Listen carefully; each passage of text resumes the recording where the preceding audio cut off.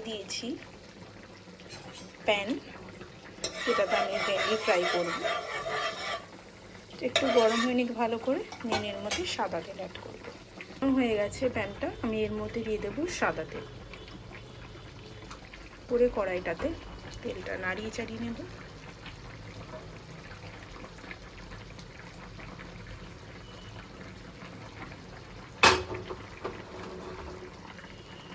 এটা একটু গরম হয়ে গেছে, আমি এর মধ্যে দিয়ে দেবো কালো জিরা।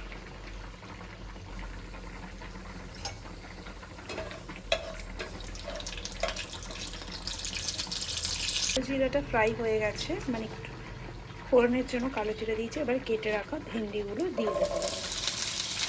এর মধ্যে নুন দেবো, হলুদ। এবার একটা নাড়াচাড়া দিয়ে ভালো করে মাখিয়ে।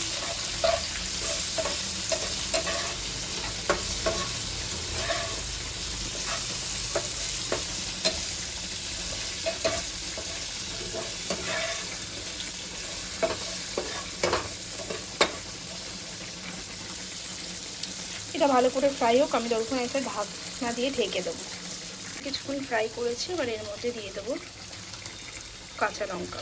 কাঁচা লঙ্কা দিয়ে দিন, আবার একটু ফ্রাই করে মানে ভালো করে নাড়িয়ে চাড়িয়ে নেবো, দিন আবার ঢেকে দেবো ওটাকে।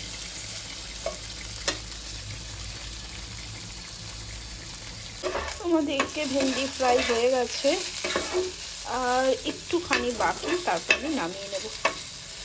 ভালো করে ফ্রাই হয়নি, এখনও কয়েকটা দেখতে পাচ্ছি বাকি আছে, দিন হয়ে যাবে।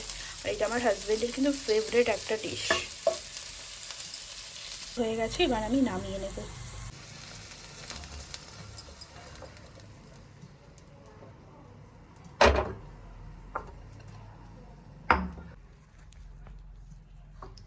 তো এই যে আমার হয়ে গেছে ভেন্ডি, নামিয়ে নিয়েছি।